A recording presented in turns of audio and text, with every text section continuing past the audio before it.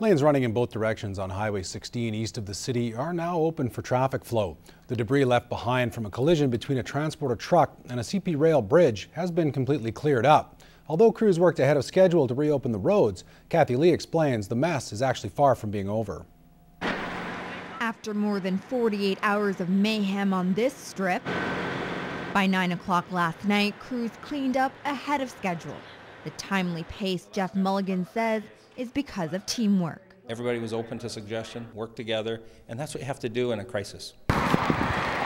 Now resembling a lot like a toothless grin, crews have shipped the damaged side of the overpass on Highway 16 to Edmonton for repairs. CP engineers here believe that they'll be able to do some work at a fabrication plant in Edmonton to restore it.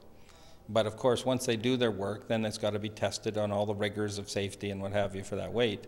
So they're saying 2 weeks, and it should be back here 2.5, 3 weeks. The highway is open for now, but CP officials say the ordeal isn't over just yet. Once the bridge is ready, or the span is ready to be reinstalled, we'll work closely with both local officials and Saskatchewan Highways, because obviously the roadway will have to be closed while the span is lifted back into place. And investigation into the incident with the driver of the truck is still ongoing with CP Rail and the RCMP. I suspect we will be working with the truck owner and their insurance carrier on compensation, but I don't know how that's going to shake out at this point. If there are charges, the investigator will certainly make that determination in the coming days and weeks, and the driver will be charged accordingly under the Traffic Safety Act. While this incident resulted in non-life-threatening injuries and a quick cleanup, the lesson to take home from this is: be aware of the dimensions of your vehicle and how much and what the highway can accomplish, but as a driver is approaching a level crossing, they should always look both ways, proceed only when it's safe to do so. Kathy Lee, Newcap News. The Bonnyville Regional Fire Authority, CNRL, and Imperial Oil announced an extension to their fire suppression partnership. As Clayton Brown explains, the Regional Fire Authority has been providing their services to the two companies since 1993.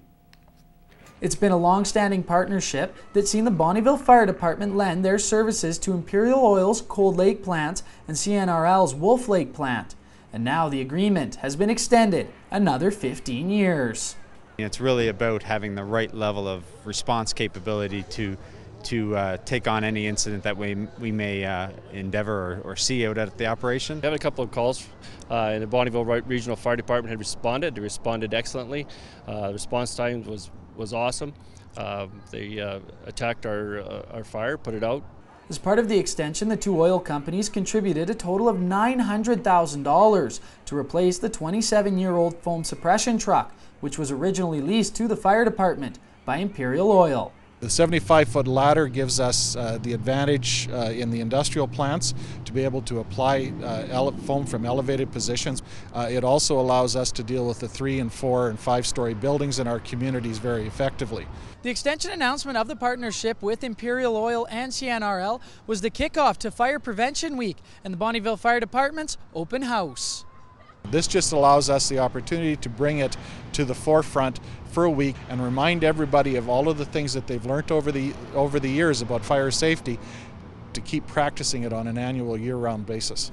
The fire department had all the fire trucks on display for the kids, and they also put on a Jaws of Life demonstration. It's great to see the community come out, to see kids bring their parents down, and to be able to answer the questions that the parents have related to fire safety. In Bonnyville, Clayton Brown, Newcap News. To serve, protect, and feed the public, firefighters in the border city were out delivering pizzas last night as part of Fire Prevention Week. And as Whitney Stinson reports, some fire-conscious families got some free pizza out of the deal. This pizzeria was buzzing last night as families in the border city ordered up the tasty treat in hopes of eating for free. I was approached by one of the deputy chiefs and asked if we'd provide a service tonight where the fire trucks would take delivery orders out to customers and do a fire inspection.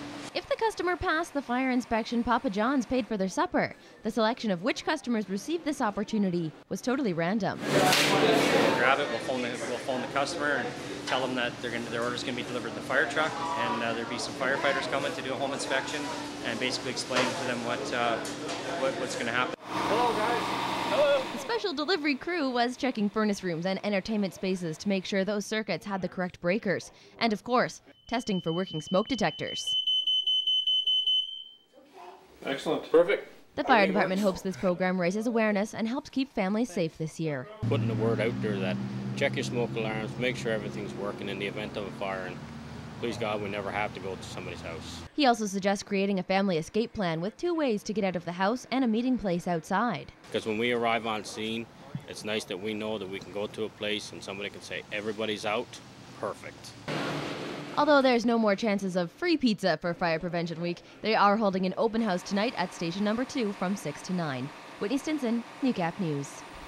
An MS support group gathered for lunch Wednesday afternoon. The group is for those who've been liberated by the CCSVI surgery. Marilyn Mark had the procedure done just under a year ago, and she says it's been life-changing. I couldn't walk across a room, and now I can. Out of 30 symptoms, I improved in 25. So that's a huge improvement. MS doesn't just affect the person afflicted, but loved ones as well. Iris Davies, whose husband had the surgery, enjoys seeing him active once again.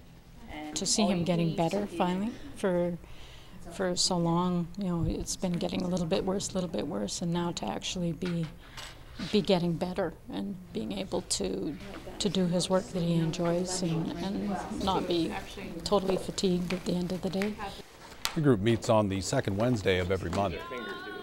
Well, they make up over half of the planet, and October is their month. After the break, we'll see the theme of this year's Women's History Month.